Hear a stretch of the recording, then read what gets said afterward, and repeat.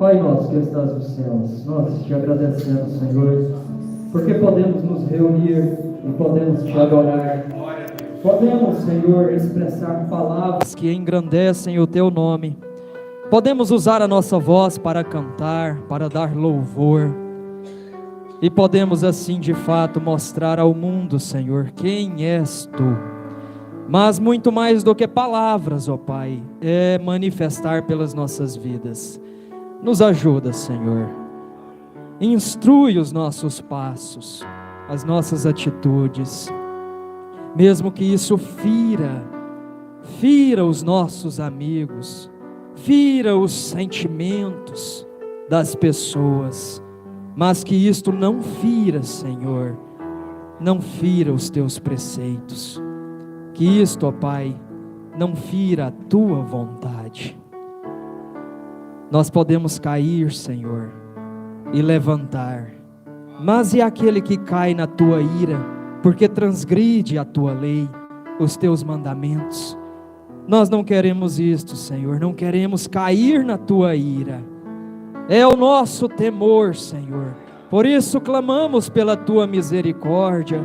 Por isso pedimos que o Senhor venha sondar os nossos corações, que o Senhor abra cada compartimento. Se há alguma coisa oculta, Senhor, que nem mesmo nós conhecemos, manifesta isto para que possamos nos arrepender e estar diante do Senhor como verdadeiros adoradores, no nome do Senhor Jesus Cristo. Graças a Deus. A bênção do Senhor seja com cada um de vós. Temos tido esse final de semana movimentado, né?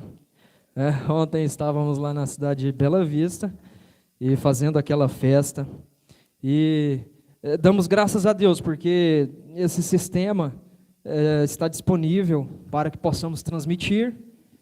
Quem não pode estar fisicamente acompanha, né? Temos em torno de 50, 55, bateu 60, ele fica oscilando, né? Pessoas aí na transmissão. Então, recebam o amor, recebam a gratidão destes aqui que estão presentes, né? Vocês que estão acompanhando aí pela transmissão. E façam aquele trabalho, né? Não se esqueçam de curtir, de se inscrever neste canal. Caso esta programação faça sentido para você, se esse conteúdo tem te ajudado. Que conteúdo? A exposição da palavra de Deus. Nós não estamos aqui para nenhum outro objetivo, senão adorar a Deus e conhecer a sua palavra. Não é verdade, irmãos? Você lê a Bíblia, você medita, você ora, porque você deve manter aceso esse desejo de conhecer a Deus mais e mais, na plenitude da sua vontade. Se nós estivermos na plenitude da vontade de Deus, com um coração perfeito, assim como o seu servo Davi andava. Esse deve ser o nosso desejo, irmãos. Então, faça esse trabalho, né? Você curta essa programação, tem aí esse joinha, né? Assim, essa mãozinha. É só você dar um clique aí, eles chamam de like, curtir. Faça isto. E você estará fazendo um grande trabalho de divulgação, né? Nós temos aprendido isso. Divulgue, ajude. Esta ferramenta é disponível para nós, e de nada vale uma ferramenta em nossa mão se a gente não sabe usar, não é verdade? Uma enxada na mão de quem sabe capinar faz muita coisa, mas de quem não sabe, mas que tristeza. Fica horas e horas e horas e não sai nada. É igual o machado, né? Para cortar lenha, você tem que saber usar, para você não se ferir e para que você seja produtivo. Nós temos que ser produtivos, irmãos. Quando nos reunimos, quando nos ajuntamos, nós temos que produzir frutos daquilo que fazemos, daquilo que Deus já conhece, que está em nossos corações. Um relacionamento, um casal pode viver muitos anos aí, 40, 50 anos juntos, e ainda não conhecer o coração um do outro. Mas somente Deus conhece, não é? Por isso que o salmista diz: sonda-me, vasculha, esquadrinha, Tira tudo, esse orgulho, esse ego. Limpa isso. Porque o orgulho, irmãos, o ego tem prejudicado muitas pessoas. E aí disso daí desenvolve-se para tantos problemas, né? Tantas coisas. Depressão que tem assustado tantas pessoas. E por aí vai. Mas vamos lá, no livro dos Salmos. Vamos ver alguma coisa aqui, irmãos? Nas maravilhosas palavras do nosso Deus, a lei, não é? A lei. Que nós temos o privilégio de segurar em nossas mãos aquilo que se completa de Gênesis a Apocalipse. É um privilégio, não é? Porque os servos do Senhor, os profetas, eles podiam ter ali os escritos, né, deixados por Moisés. E aí nós temos ali os judeus no tempo de Jesus, tinham todas as profecias, né, dos profetas, até Malaquias, tinham em suas mãos. Mas aí hoje nós temos o completo. Nós temos o Antigo e o Novo Testamento. Então isso é maravilhoso, irmãos. Salmos eu marquei aqui, ó, eu estou folheando a Bíblia aqui, né? Salmos é o número 11, viu? Quem que achou aí? Salmo de número 11? Aqui está. Salmo de número 11. Esse salmo é de Davi. Ao músico-chefe, Salmo de Davi. Podemos ler? Salmo de número 11, se você tem um celular aí e pode acompanhar, né? Tem um aplicativo da Bíblia, ou então a sua própria Bíblia, você vai acompanhando aí. Nesta noite teremos ceia. Nós vamos ter aí a ceia, vamos participar juntos, em memória. Como é bom lembrar do que o Senhor fez por nós. Que possamos lembrar disso nos momentos, principalmente nos momentos alegres, né? A tendência é nos esquecer quando estamos alegres. Por isso que a Bíblia diz, né, que melhor é estar na casa onde há luto. Vocês lembram disso? É bom estar numa casa que tem luto? É estranho, né, irmão? É estranho. Mas por que a palavra diz que é melhor estar neste lugar? Porque isso, o melhor nem sempre é bom.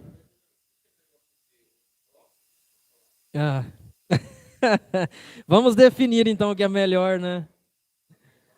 Exatamente. O pastor Júnior está falando, é melhor comer um brócolis ou um chocolate.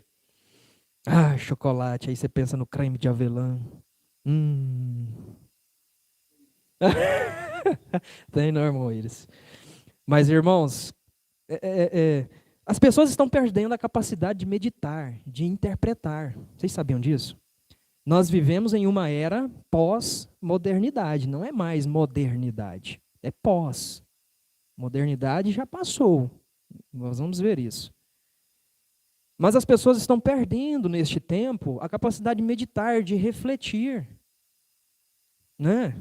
É melhor comer um brócolis, aquilo que faz bem para os seus órgãos. Né? Eles falam assim, a coisa amargosa é bom para os rins, o fígado, como é que é? Fígado, aquilo que é amargoso. E aí tem as plantas, as verduras que debaixo da terra, elas melhoram o seu organismo, né? Pensar nessas coisas, refletir. Mas aí o salmista diz assim, pensando, né, expressando Davi no Salmo de número 11. No Senhor eu ponho a minha confiança. Como dizeis para minha alma, fugi como um pássaro para o vosso monte? Ele está perguntando. Como que vocês me dizem para ir para um monte, fugindo como um pássaro foge para o monte? Como que vocês dizem isso para minha alma?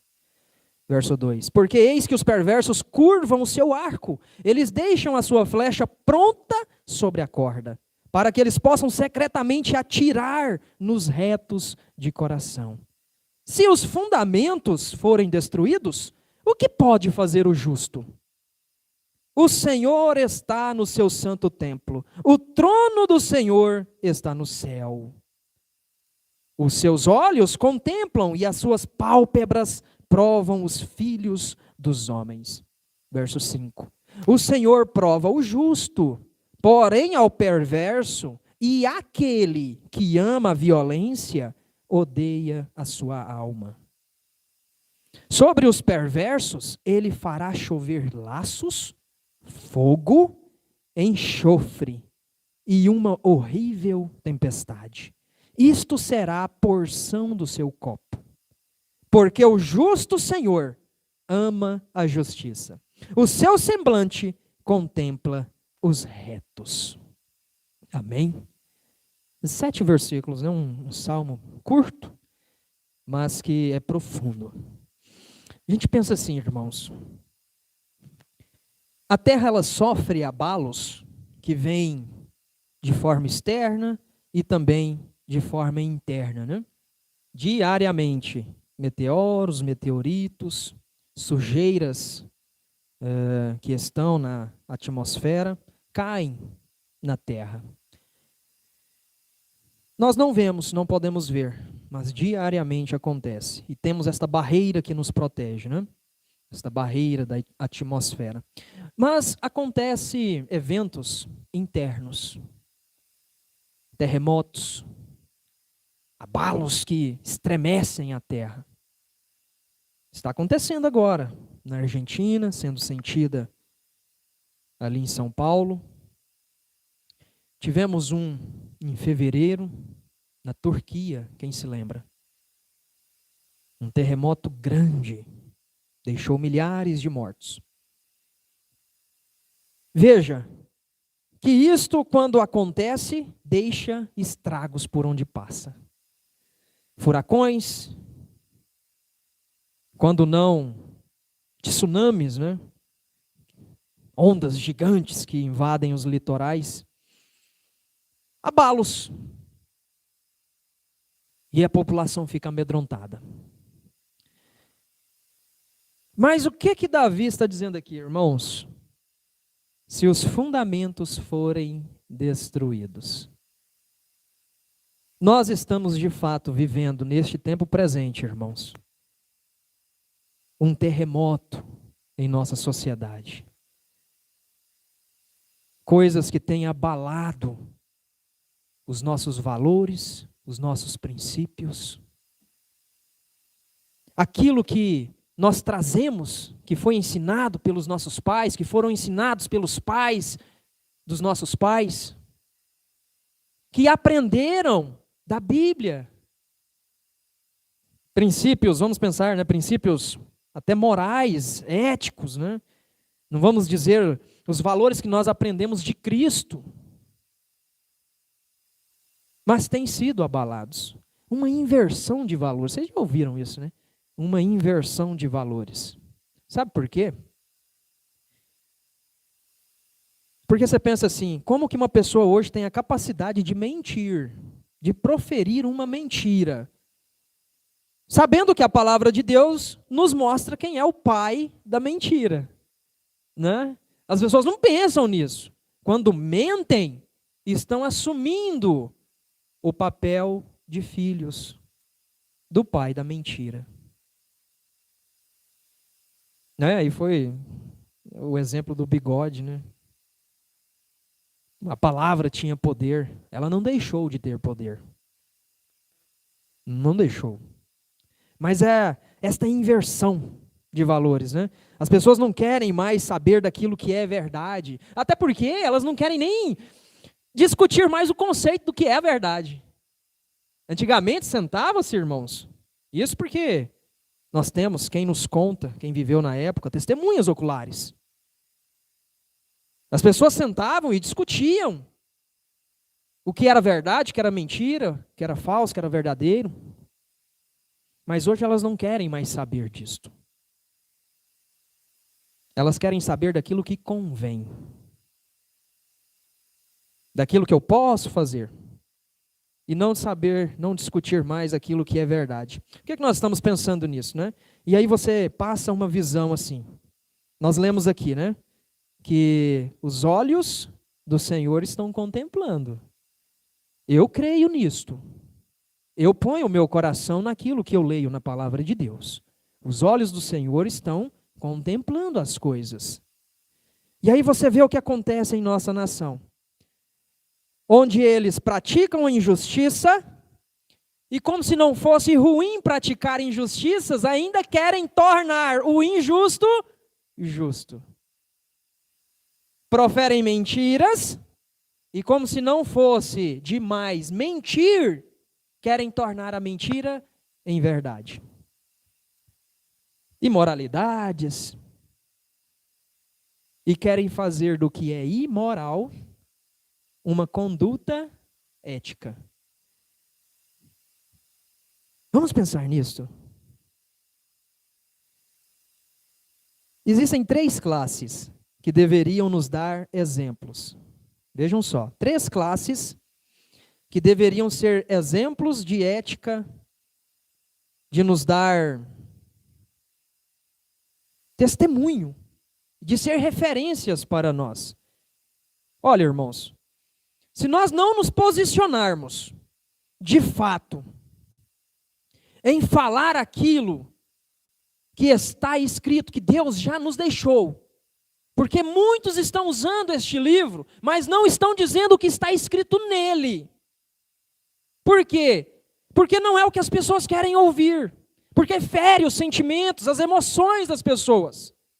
E parece que as pessoas estão colocando os seus sentimentos, estão colocando as suas emoções acima da verdade de Deus. E aí, por conta disso, nós estamos vendo esses desvarios, principalmente no meio evangélico. Pessoas que não querem saber mais desse ajuntamento, de se reunir em um local que nós chamamos igreja. Não, mas porque eu sou a igreja, eu sou o corpo de Cristo. Como se Jesus não se reunisse. Como se Jesus não fosse nas sinagogas. Não, mas aquilo foi naquele tempo. Parece que não quer saber mais o que é a verdade.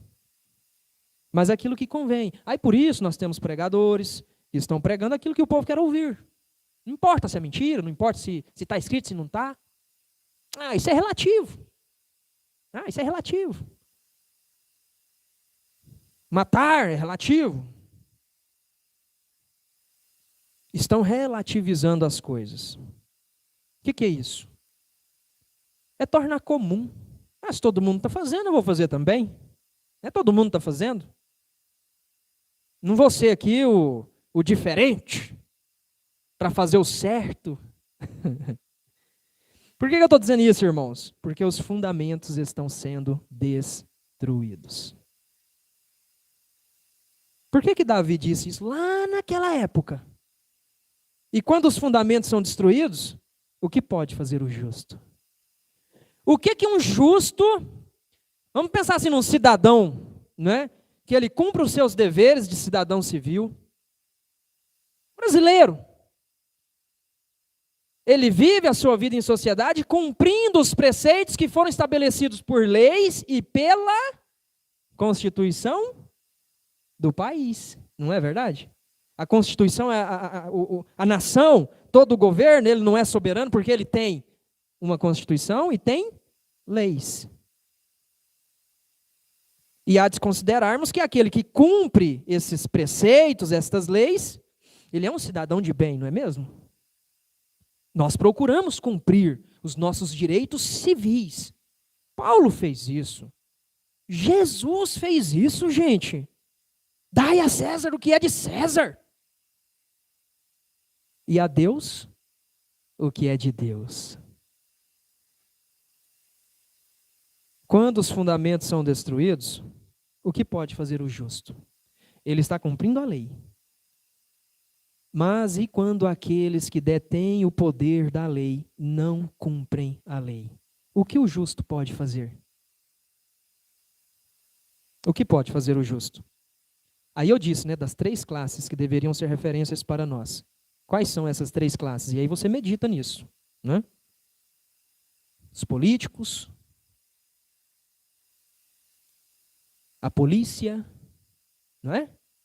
Bom, vamos abranger, né? Os políticos, aqueles que governam, aqueles que devem trazer ordem e conduta através de boas leis, A polícia que detém o poder e a autoridade da lei para executar a lei, para aquele que infringe. E os pastores, que conforme o Senhor nos ensina, é aquele que cuida do rebanho. Jesus disse assim: apacentai as minhas ovelhas. Mas a gente vê, irmãos, que os princípios, os fundamentos sendo destruídos, o que é que toma conta? A corrupção. E a corrupção tem tomado conta. Não precisamos elencar aqui, você vê isso no noticiário. A injustiça sendo praticada.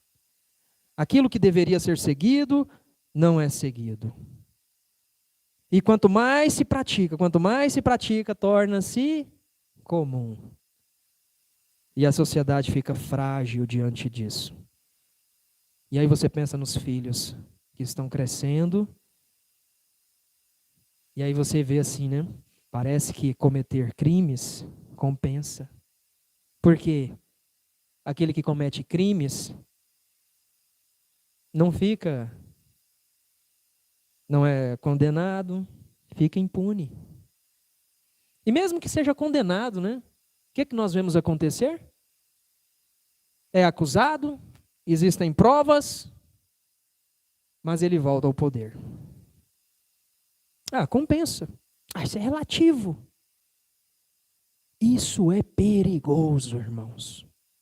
É por isso que nós não devemos nos afastar daquilo que é a verdade de Deus. É por isso que nós não devemos colocar os nossos sentimentos acima da verdade de Deus, não importa o quanto isso nos fira. Simplesmente continue. Não, o Senhor disse que é assim. Primeiro você tem que conhecer, né? Para você saber, você tem que tomar conhecimento. Senão, né? Paulo diz, a lei me mostrou o que é o pecado, senão não saberia. Trouxe o conhecimento. Você precisa ler, você precisa estudar, você precisa meditar dia e noite para ter conhecimento e assim não ser destruído. Porque a destruição vem pela falta de conhecimento. Tá, eu conheço, né? Eu sou um cidadão justo, conheço os meus direitos, mas aí cometem injustiça contra mim. Bom, e aí não foi falta de conhecimento, né? Você está livre disto. Mas cometeram injustiça contra você, e agora? O que o salmista diz? O que pode fazer o justo? Para por aí, irmãos? Não.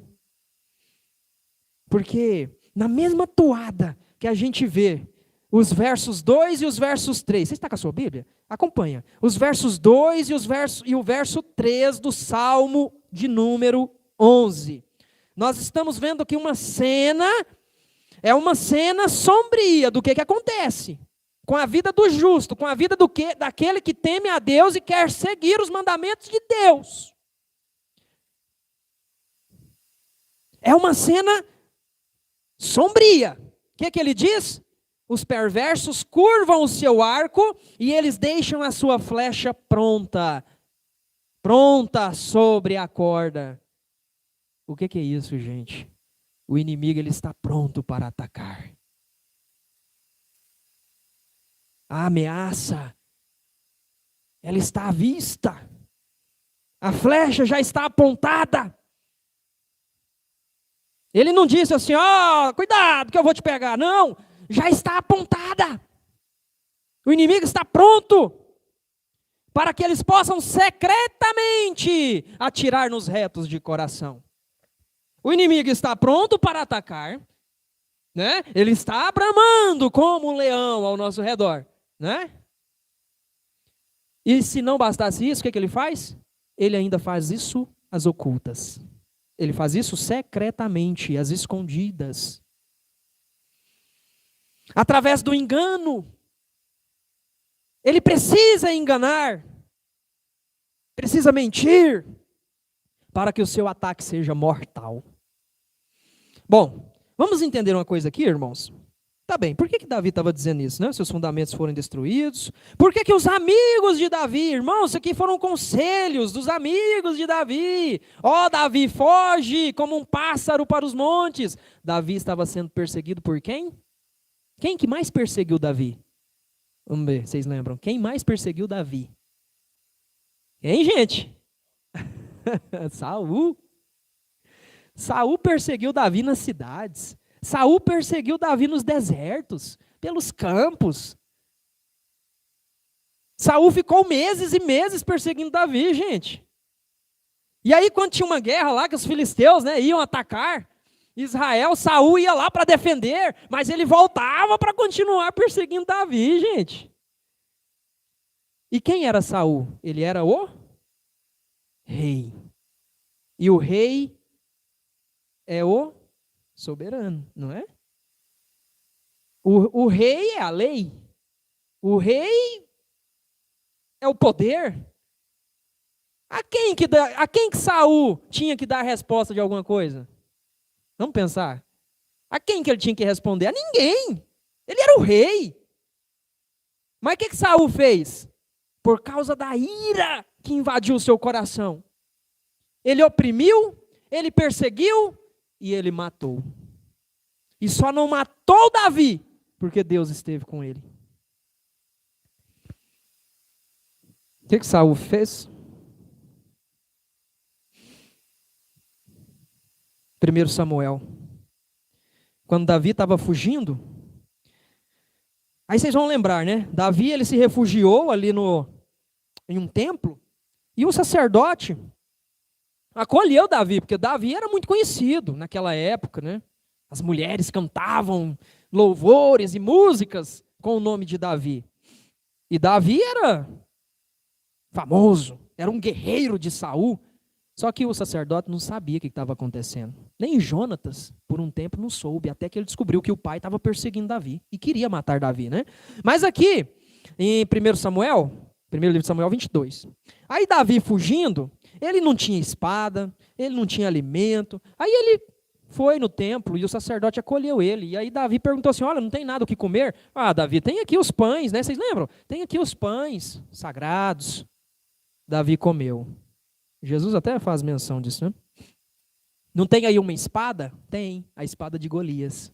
Entregou a espada de Golias para Davi e Davi continuou seu caminho. Aí Saul descobre o que esse sacerdote fez. Acolheu Davi. Aí acontece assim, ó. 1 Samuel 22, 16. Deixa eu ler o 16. 1 Samuel 22, que eu marquei só o 17 aqui, né? Mas para a gente entender. Então é o 22, 16. Vamos folhear a Bíblia, né? Vamos folhear. Ó, antes, eu quero que vocês entendam isso aqui. No verso 13, né, Saul pergunta para ele, por que conspirastes contra mim? Perguntando para Aimeleque, sacerdote. Por que conspirastes contra mim, tu e o filho de Jessé, ao dar-lhe pão, espada, e ainda ter consultado a Deus por ele, para que ele se levante contra mim, a estar deitado em espera como neste dia? Saul pensava que, né, Davi estava querendo pegar ele. Então Aimeleque respondeu a ele, a Saul, né? E quem é tão fiel entre todos os teus servos quanto Davi, Saul? Quem que é mais fiel do que Davi? Que é genro do rei. E já era casado, já era genro do rei. E ele vai segundo a tua ordem. Se você manda ele fazer, ele faz. Se não, ele não faz. E ele é o honrável na tua casa. Verso 14. Comecei eu, então, a consultar Deus por ele? Esteja isto longe de mim, Saul, que o rei não impute qualquer coisa ao seu servo. Ele era um sacerdote, gente. Era aquele a quem os reis iam para consultar a Deus. Era uma pessoa de confiança, não tinha que ser? Vocês estão meditando comigo? Que o rei não impute qualquer coisa ao seu servo, nem a toda a casa do meu pai, pois o teu servo não sabia nada de tudo isso, menos ou mais. Bom, Saul, se ele está conspirando contra você, eu não sabia. Mas aí, o que Saul fala? Saul ordenou a guarda pessoal, matem estes sacerdotes do Senhor, pois eles são aliados de Davi e conspiraram com ele. Sabiam que ele estava fugindo de mim, mas não me avisaram. Contudo, os homens de Saul se recusaram a matar os sacerdotes do Senhor. Os homens de Saul. Mas houve um que foi lá e assassinou. Creio que foram em torno de 85 mortos, sacerdotes e sua família. Aí você pensa, né? Bom, quem que estava mentindo aqui? Quem que estava mentindo? Você sabe quem que estava mentindo, né? Mas ele preferiu seguir a vontade da ira do seu coração, praticando a injustiça. Aí você pode entender agora, irmãos, por que que lá no Salmo 11 o Davi diz, se os fundamentos forem destruídos, o que pode fazer o justo? O que que nós podemos fazer diante de uma sociedade corrompida? E principalmente o meio evangélico, onde nós estamos vendo homens que estão fazendo das igrejas um comércio. Não estão pregando o evangelho que Paulo pregou, o evangelho do reino que Jesus deixou para nós. Não. Estão fazendo dos púlpitos um balcão de negócios. Isso é forte. Estão fazendo dos crentes consumidores. Crentes que querem viver através do experiencialismo. A época agora é experiência. Eles querem ver milagres, querem ver testemunhos. Não querem saber, mas não, tá? Os dons, tá falando em línguas? Foi curado? Tá bom, tá valendo. Isso é relativo. Oh, irmão, se nós não nos comprometermos com aquilo que é verdadeiro, se você que conhece a verdade, se você que sabe fazer o bem e não o faz, os olhos do Senhor estão contemplando. Se os fundamentos foram destruídos e o justo não tem mais a quem recorrer aqui nesta vida, o que que o salmista diz? Qual é a resposta de Davi para os seus amigos que aconselharam ele? Olha, Davi, diante dessa situação, foge, meu amigo. Foge. Salva a tua vida, foge. Deixa o negócio aí, né? E foge. Fugir. Quando alguém vem te confrontar, dizendo que a Bíblia não é verdadeira, dizendo que Jesus não existiu, dizendo que não, isso daí não significa isso. Essa Bíblia não é a verdade, porque eu tenho aqui os manuscritos originais. Está aqui a minha Bíblia. Essa é a verdadeira. Aí ele nunca mostra, né, os manuscritos que ele diz ter. Ele fala que ele tem. Pregando um evangelho que não é o evangelho da cruz. Não pregam mais o arrependimento, não pregam mais a salvação eterna, mas é o evangelho da prosperidade. É o evangelho do lucro. Eu não estou dizendo que você não pode ser próspero. Filho de Deus tem que ser próspero, porque Ele é o Pai da riqueza. A Jerusalém celestial tem ruas de ouro. O templo foi construído diante da maquete que Deus entregou para Davi, para fazer de ouro. Por que disso, gente? Ouro é riqueza. Se toda a riqueza está em volta do nosso Deus, nós vamos negar a prosperidade, vamos negar bênçãos que Ele tem para nós. Isso é coisa da nossa cabeça, gente. Isso é bloqueio que nós vamos carregando desde a infância, desde criança. Isso vai sendo enfiado na cabeça da criança, de que ela não vale nada, de que ela não tem que ser aquilo. Ela manifesta desejos do que ela quer ser desde criança. Mas parece que não estamos sabendo instruir os nossos filhos. Só sabemos falar, não, isso não pode. Não, pai, eu quero ser polícia. Não, meu filho, que é isso? Bom, meu filho, quer ser? Seja um bom policial. Mulher não pode estudar. Bloqueios. Bloqueios que colocam na sua mente e você vive achando que é assim mesmo. Não, eu sou assim. Não, eu sou assim mesmo. Se falar qualquer coisinha para mim, eu supito. Eu sou assim mesmo. O que foi que você fechou o olho para mim? Fecha o olho para mim? Não, se fechar o olho para mim. E eu sou assim mesmo. Mas, irmãos, você sabe o que a gente aprende com Davi? Ele tinha seus erros, tinha. Mas ele sabia reconhecer a sua fragilidade, a sua dependência em Deus. Porque a soberba o orgulho nos faz ficar aprisionados, coração de pedra. Não pode ser transformado. Eu quero que você leve isso para a sua vida, que você pense nas suas atitudes, o que é que você vem fazendo, que tem principalmente angustiado, afligido aqueles que estão ao seu redor. Faça este tribunal moral que tem dentro de cada um de nós, irmãos. Deus nos deu a palavra, mas Ele nos deu também um tribunal moral, diante do qual ninguém, nenhum ser humano está indesculpável. Indesculpável, não falei inesculpável, diante dele. Romanos 1, leia lá Romanos 1. Aquele que não conhece o Evangelho, aquele que não sabe quem é Jesus, ele tem um tribunal moral dentro dele, que sabe o que é certo e o que é errado. É aquele que está lá na ilha, lá, ó, pegando os peixinhos dele para viver, né, não sabe pronunciar.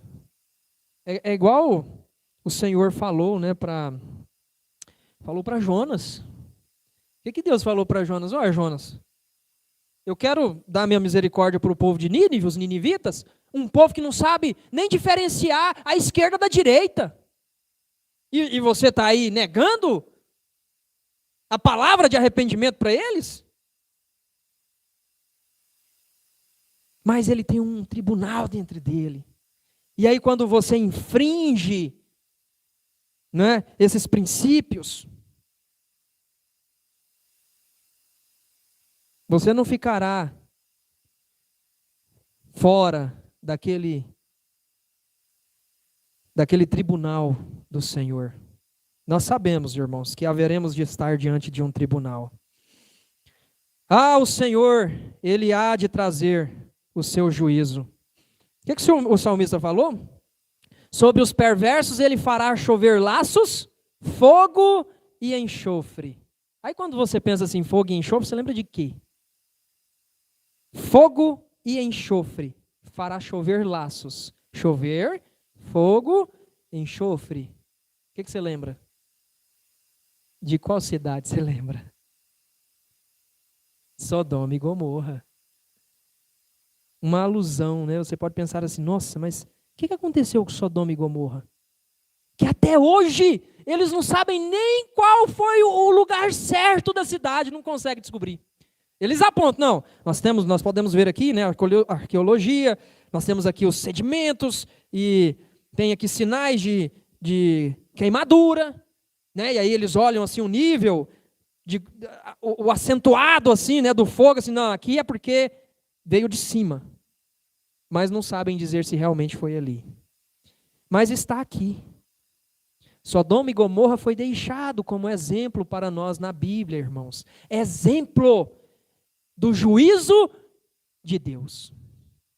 Lembrai-vos de Sodoma e Gomorra.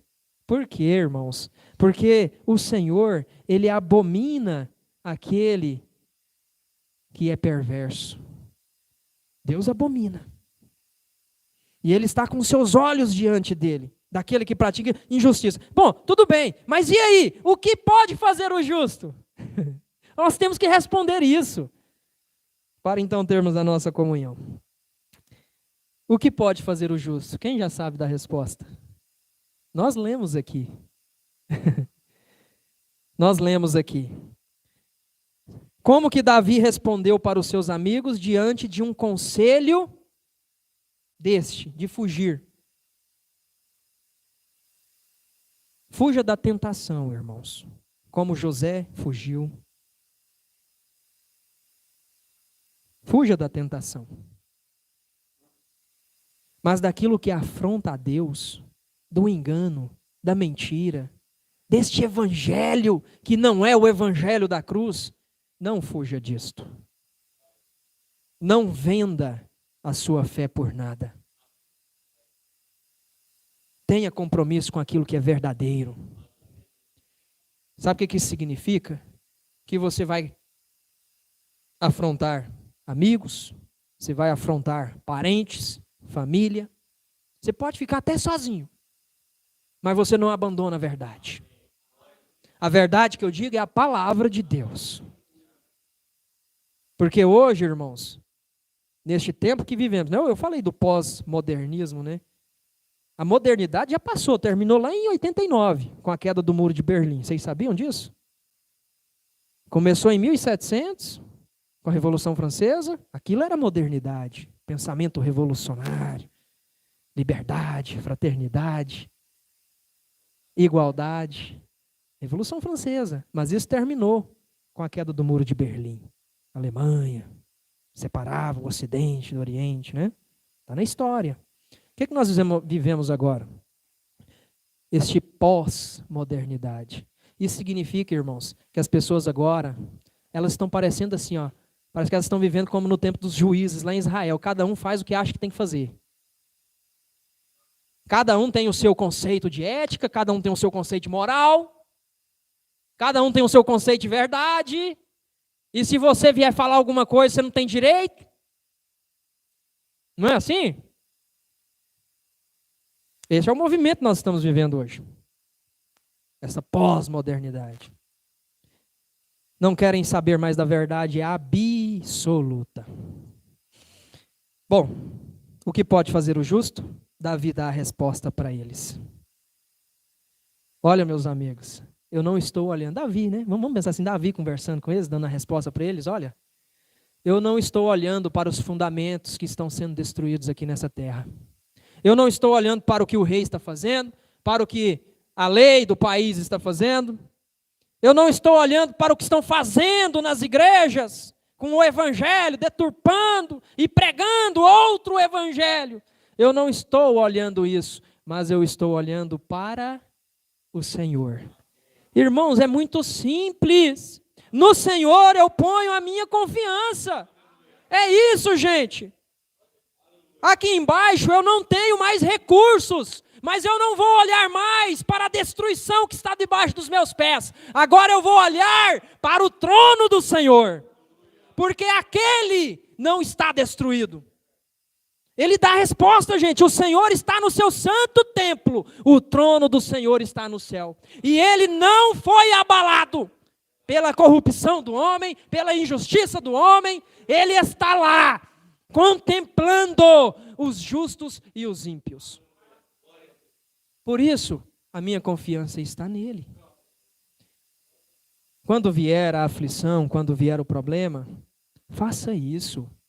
Faça isso. A minha confiança está no Senhor, porque Ele está no seu trono. Aleluia! E Ele me prova. Está aqui, ó, o verso 5. Como assim, Michael, Ele te prova? Ele me prova. Está aqui, ó. O Senhor prova o justo. Oh, glória a Deus! Se você não te considera um justo, breca, corre. Vamos fazer assim, ó. Vamos brecar agora. Faz assim, ó. Fecha seu olho. Fecha seu olho. Não importa os barulhos externos aí, né? Mas olha só como que isso faz a diferença. Nós estamos aqui neste momento, nessa agitação, né, ouvindo essas coisas, e às vezes assim, pensamentos invadem, né, a tua mente. O que você tem que fazer quando chegar em casa? O que você tem que resolver amanhã, domingo? E semana que vem, meu Deus. Os problemas que eu tenho que resolver, as contas que eu tenho que pagar. E aí você olha na conta, está zerada, não tem saldo. Mas olha só, fecha seu olho. E aí você faz assim, ó, você respira fundo. E solta pela boca. Respira fundo pelo nariz. E solta pela boca. Terceira vez, respira fundo. E solta. Aí você abre o olho. Você fala assim, a minha confiança está no Senhor. Tem hora que você tem que brecar. Tem hora que você tem que parar. Espera um pouco. Respira fundo. E lembre que o Senhor está no seu trono.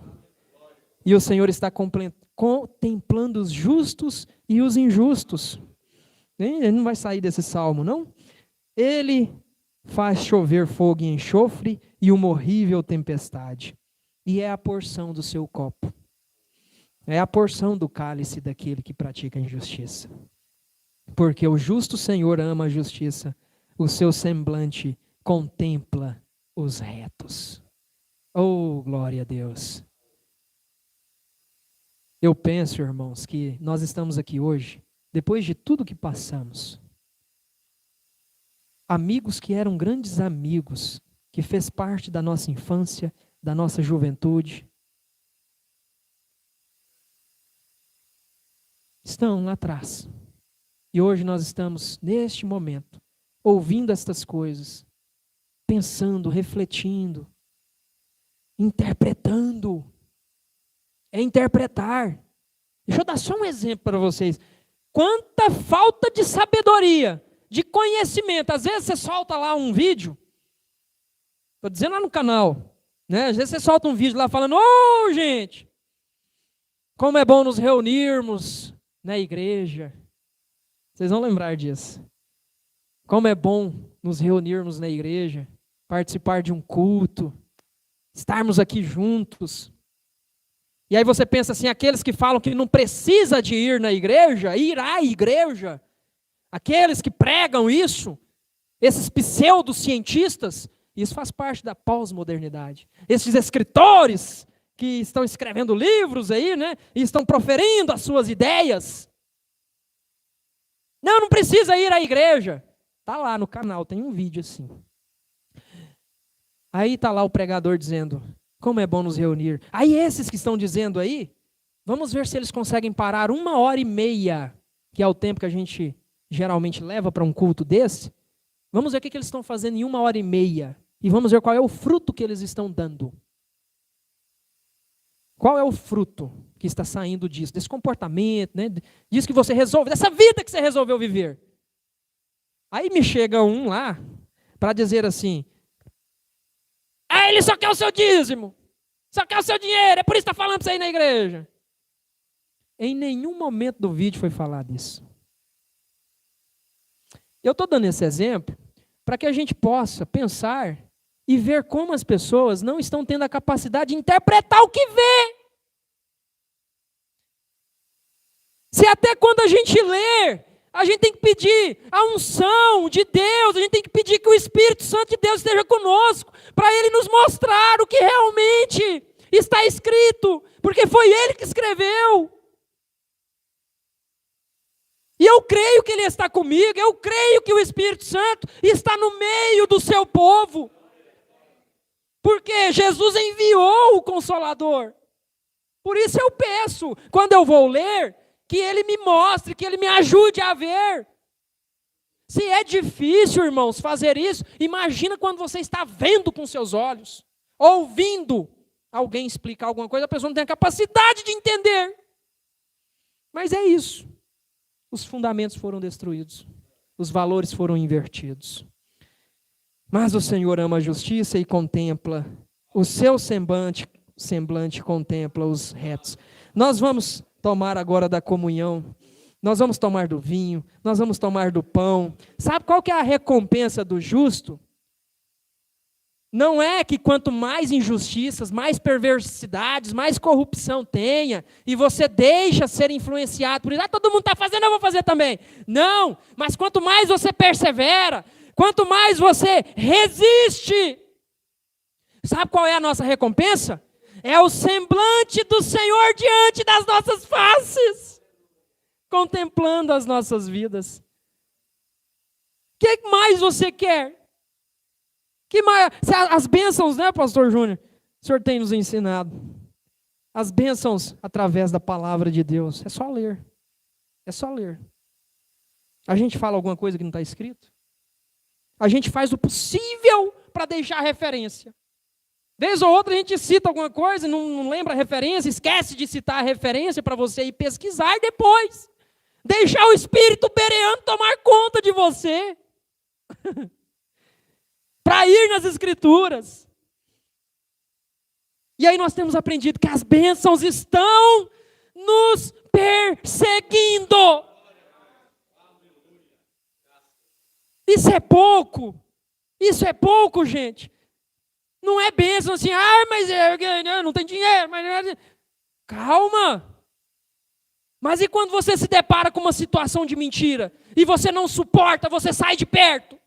Você acha que é você mesmo fazendo isso? Ou é o Espírito do Senhor que ama o teu coração e Ele te faz fugir da roda dos escarnecedores? A nossa maior recompensa é o Senhor contemplar as nossas faces. Que Deus possa abençoar a cada um de vocês. Que nós possamos seguir em frente. Vocês aqui de Inhumas, que essa palavra ferva em vossos corações. E vocês estão acompanhando, né, pela conexão.